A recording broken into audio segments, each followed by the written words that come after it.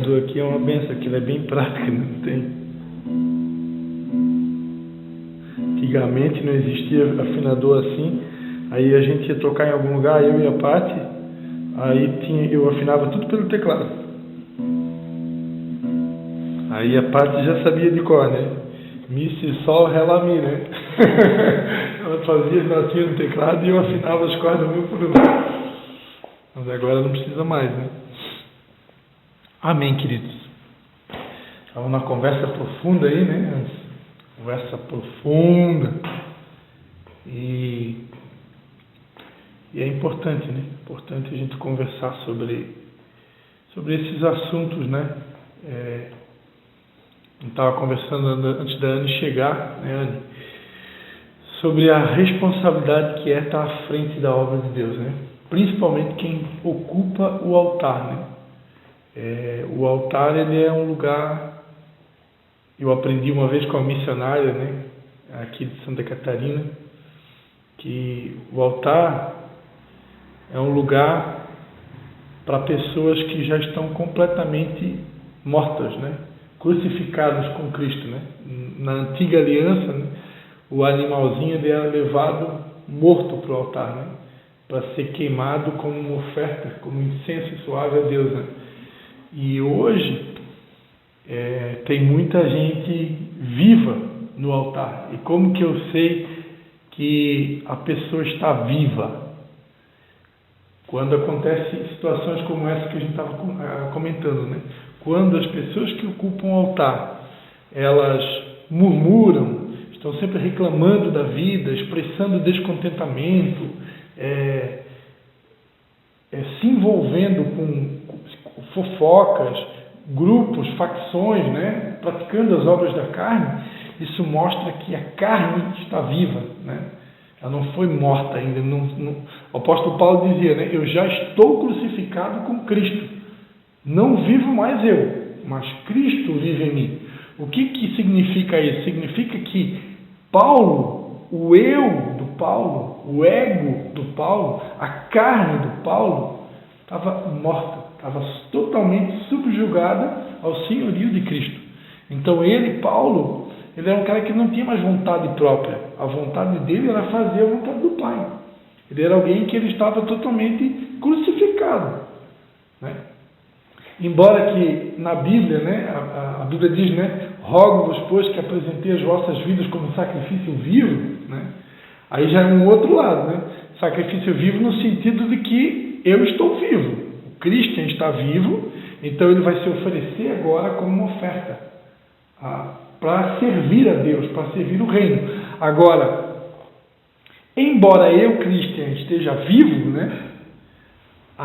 Os meus desejos, a minha vontade, a minha carne precisa estar morta.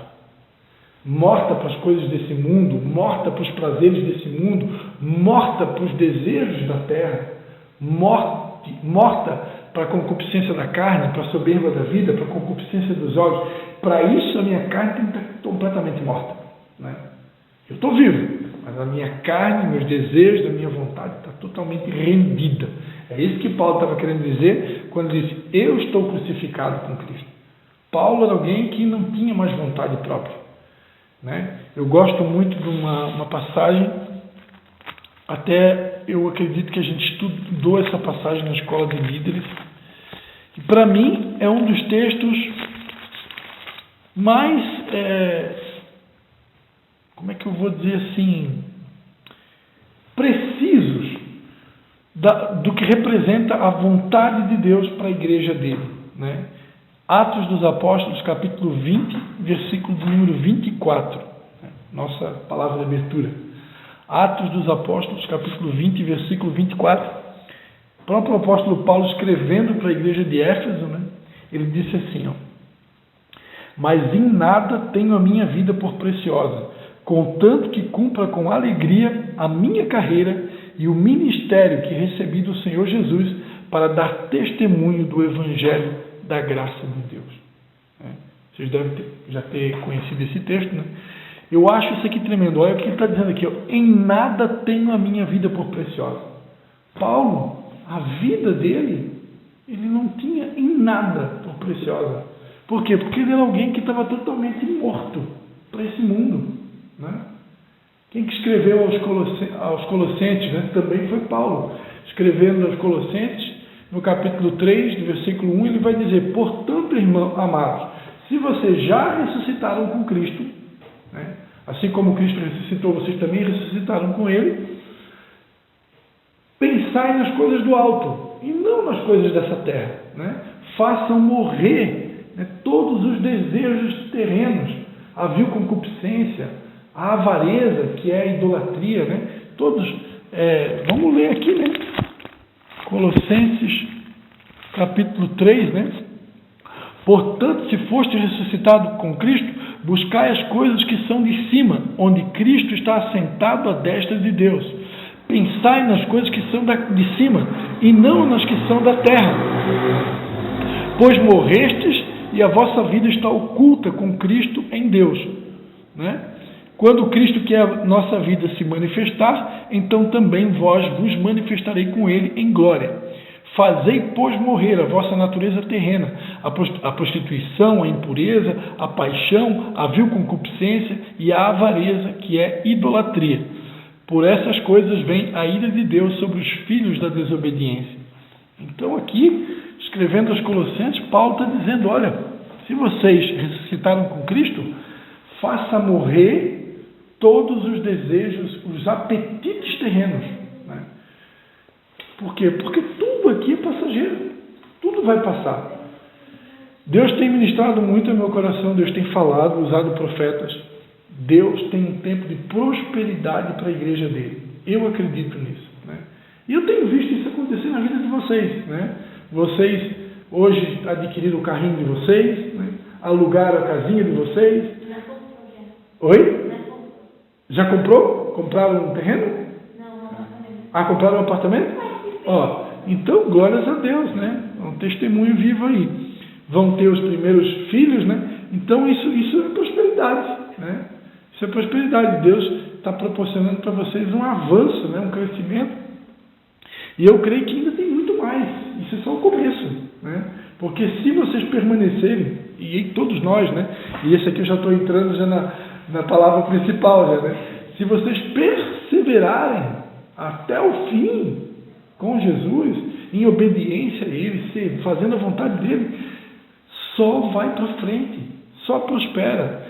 Eu sempre digo, quando eu tenho oportunidade, eu sou uma pessoa que hoje eu poderia estar muito bem em todos os aspectos, né?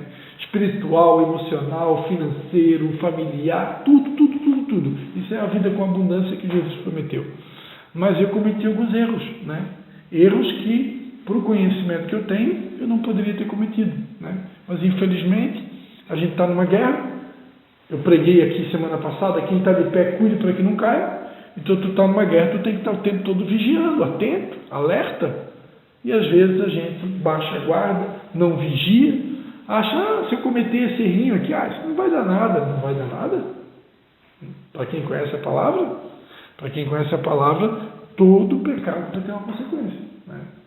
E uma palavra que Deus também ministrou muito comigo nos últimos meses, uma palavra que não se vê mais ninguém pregar, sobre disciplina, né? Deus é um Deus que disciplina quem Ele ama. Está escrito lá em Hebreus, né? E também em Provérbios, capítulo 3. Deus disciplina quem Ele ama. E as disciplinas de Deus não é molezinha. Deus não é como nós, né? Que daqui a pouco vai nascer o filho de vocês. Eu estava comentando com a psicopedagoga do Levi, hoje de tarde, né? Que a Anne Cristine, ela, na época que ela nasceu, a educação dela, a gente usou muito o método do cantinho do pensamento, né? Porque aqui no Brasil tinha uma irmã muito conhecida, uma argentina, chamava Cris Poli, que era conhecida como Super Nani, que apresentava um programa no SBT, né? E a Cris Poli, conhecida como Super Nani, ela ensinava muito essa prática do cantinho do pensamento. E embora que a gente conhecia a palavra de Deus, né, que ensina que a gente tem que educar a criança com a vara, né, disciplinar com a vara, a gente, por temor, naquela época esse programa estava muito em evidência, a gente acabou usando o método do cantinho do pensamento com a Anne, né? A Anne muitas vezes foi parar no... foi parar no cantinho do pensamento, né? Era uma forma de disciplina também, né?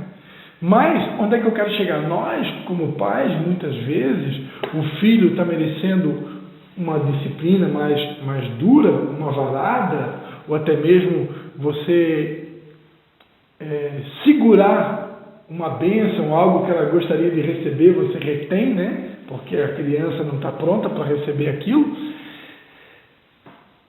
Muitas vezes a gente acaba abrindo exceção, né?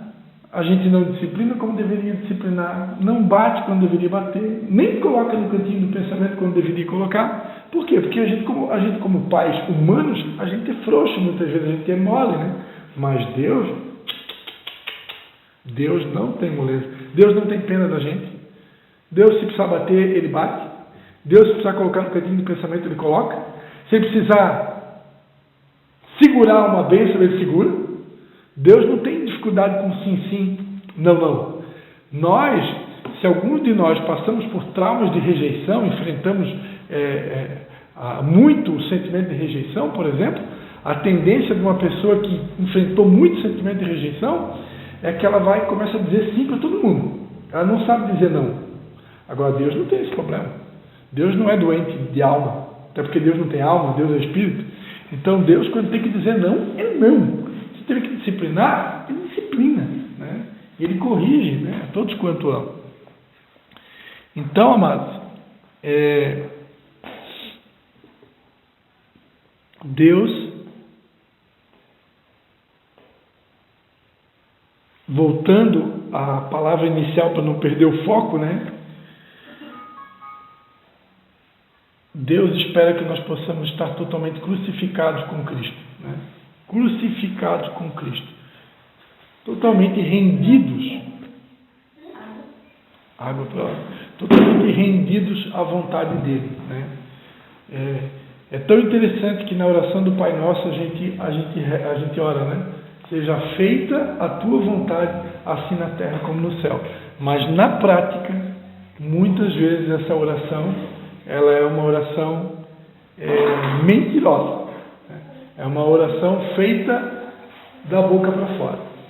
Porque se realmente eu quero que seja feita a vontade de Deus na terra como é no céu, eu vou precisar realmente me render completamente a Ele, assim como Jesus, né, que foi como uma ovelha muda, né, foi diante dos seus tosqueadores e não abriu a sua boca, né, assim como Jesus se rendeu totalmente como um cordeiro, né, totalmente sem defesa, indefeso, assim deve ser as nossas vidas, né? Nós devemos nos render completamente para que os propósitos de Deus se cumpram nas nossas vidas e através das nossas vidas. Amém? Anny, pega um copinho d'água para o pai também. Eu vou tomar um copo d'água e nós vamos começar a adorar a Deus.